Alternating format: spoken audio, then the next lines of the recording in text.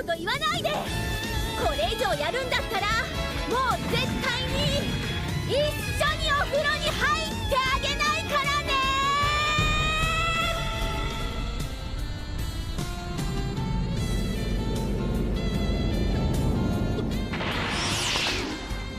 しょうがない、交代してやる。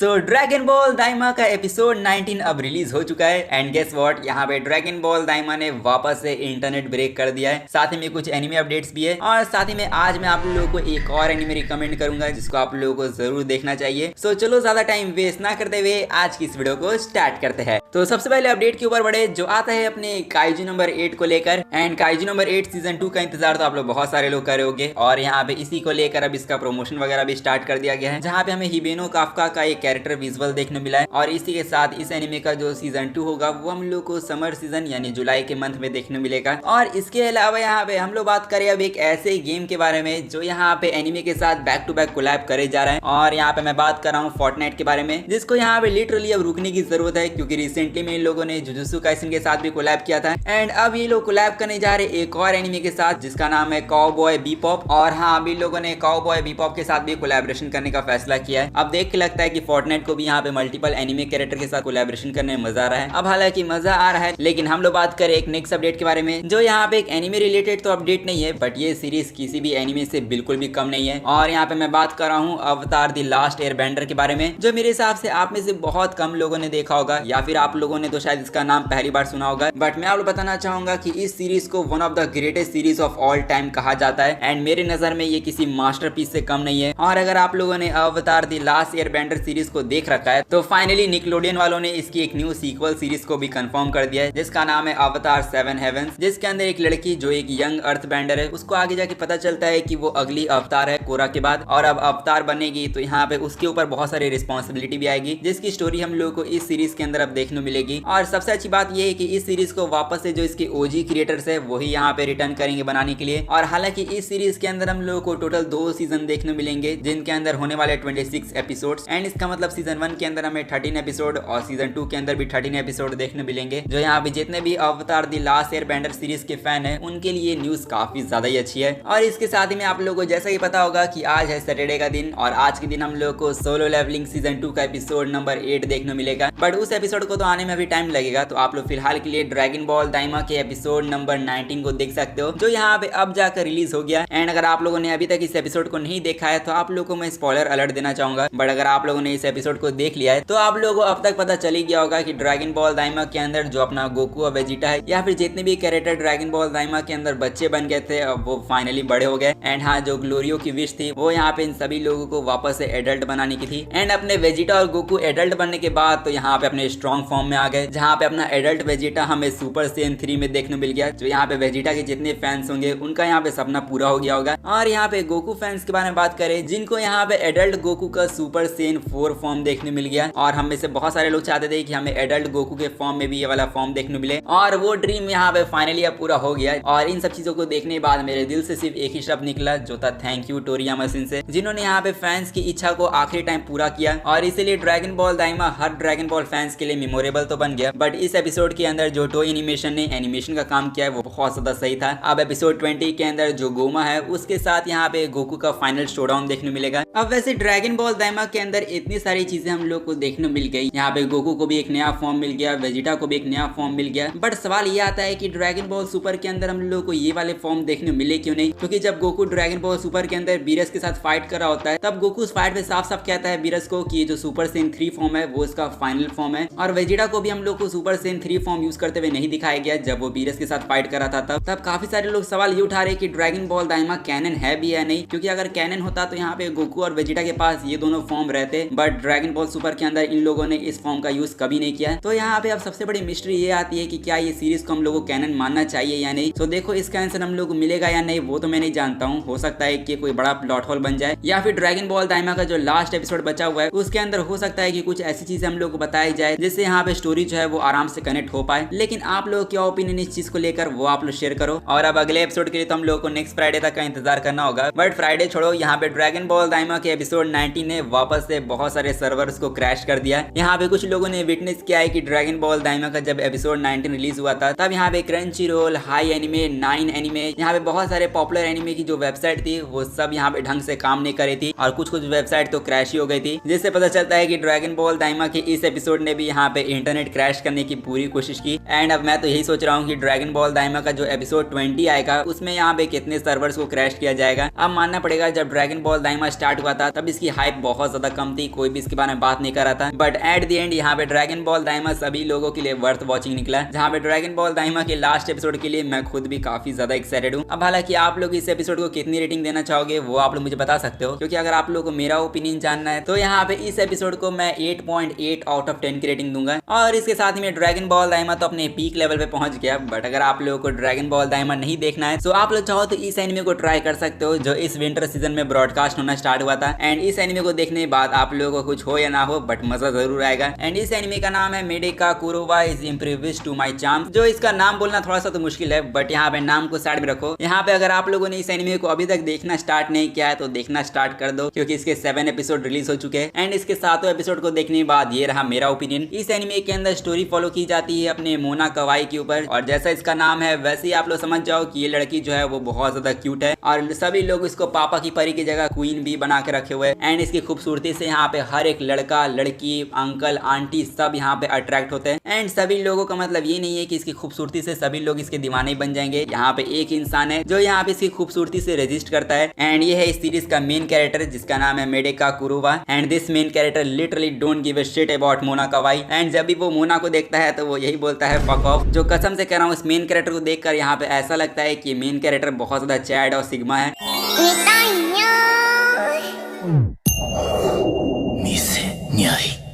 और ऐसा नहीं है कि यहाँ पे अपना जो मेडेका है वो गे निकला है, यहाँ पे मेडेका गे नहीं है, बस वो यहाँ पे मॉन्क की ट्रेनिंग पर है। एंड अपना मेन कैरेक्टर लिटरली सन्यासी बनने जा रहा है, और इसीलिए जो इसके टेंपल मास्टर है उन्होंने मना किया है कि वो किसी भी लड़की के साथ यहाँ पे लव रिलेशनशिप ना बनाए। बट ये चीजें मोना की ईगो पे आ जाती है और वो बोलती है कि वो इस लड़के को अपने प्यार में फंसा के रहेगी। और इसी के बाद इसकी स्टोरी कंटिन्यू होती है, जहाँ पे हम लोग कुछ देखने मिले या ना मिले बट आप लोग को भर भर के फैन सर्विस मिलेगी। तो यहाँ पे अगर आप लोग कोई मजेदार एनिमे देखना है so this anime is for you. अब वैसे कुछ टाइम पहले मैंने कुछ लोगों से सुना था कि इस एनिमे को हिंदी डब मिलने वाला है, और इसी को लेकर काफी सारे लोग कमेंट कर रहे थे कि इस एनिमे का हिंदी डब आया क्यों नहीं। तो देखो पहली बात यहाँ पे मुझे आप लोग ये बताओ कि इसने कहा कि इसका हिंदी डब आने वाला है। आई मीन क्रंची रोल ने तो नहीं कहा था कि वो इस एनिमे का हिंदी डब लाएंगे। क्रंची रोल को जितने भी हिंदी डब एनिमेस को रिलीज करना था विंटर सीजन में वो उन लोगों ने कर दिया है। एंड मैं यही कहना चाहूंगा कि आप लोगों को हर हिंदी डब न्यूज के ऊपर बिलीव करने की जरूरत नहीं है, जो ऑफिशियल अपडेट हो उसके ऊपर ही आप लोग बिलीव करो, क्योंकि ये बात मैंने पहले भी कही थी और एक बार फिर से कहता हूँ, यहाँ पे हर एक एनिमे को हिंदी डब मिलना पॉसिबल नहीं होता है। और इसीलिए यहाँ पे आज की अब इस वीडियो को यहीं पर एंड करते हैं। सो अगर आप लोग मेरे साथ इस वीडियो में अभी तक बने हुए हो तो आप लोग इस वीडियो को फटाफट लाइक कर दो और साथ ही में चैनल को भी जाके सब्सक्राइब कर देना। मैं मिलूंगा आप लोगों से नेक्स्ट वीडियो में, तब तक के लिए सायोनारा एंड पीस आउट।